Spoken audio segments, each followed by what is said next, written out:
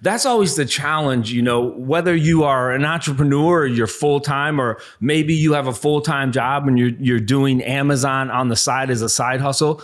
Life is going to hit you in various ways. And the challenge always is, how do you stay balanced? How do you continue to grow your business when those emotional hits take place? So for me personally, I'll just share a few that have been really challenging as we now grow like a 12 to 13 million dollar a year business, and as you're leading that. So my mom, who is my hero, she was, the ultimate encourager in my life. She passed away relatively quickly last year. And so that was an extremely challenging, emotional time for me. My mom, since an early age, she was just my biggest cheerleader. And so, how do you deal with, when you lose a loved one? And again, it came really rapidly. How do you continue to do the things that you need to do, right, to grow your business? So that was one. My father-in-law, actually, in December, he passed away. So we moved into a new house that had an in-law apartment. And we did that purposely because my wife's dad moved in with us, and he lived with us for 3 or 4 months. And then suddenly, out of the blue, he was perfectly healthy.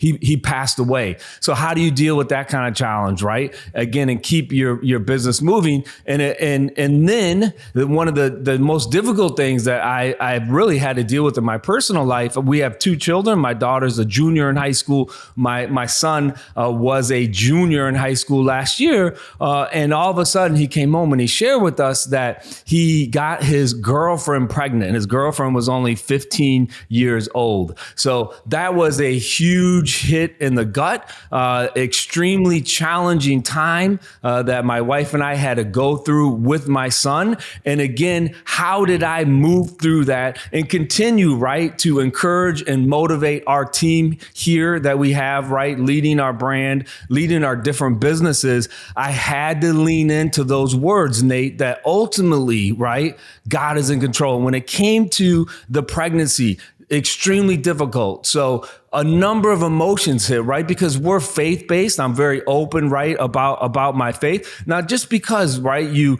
are faith-based, it doesn't mean that you're like immune to difficulties, right? It doesn't mean that, every decision that you make or your family makes is perfect. We're all human. We make mistakes. But immediately, like when he gets his girlfriend pregnant, you really start to question yourself, and you start to think, man, how are people going to look at me?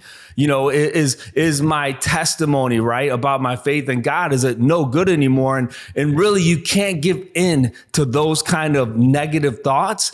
It's life. If you look at history, right, some of the greatest heroes that we have, they had extremely challenging and difficult personal circumstances. And so I had to lean into these words, Nate, these 4 words: God is in control. And so I had to say, look, God, I'm not sure why, that at this age, it's not what we planned for, right? But I have to believe from the beginning of time, right, you knew that this was going to happen, that he knew that AJ was going to get his girlfriend pregnant. And so I had to lean into it. God, you're in control. And then I had to rip through those other 3 that I shared at the beginning. So that's just a real personal example that I shared, Nate. I'm sure we could probably go through, and maybe you have a number of them, of business examples where we really had to lean into this. God is in control.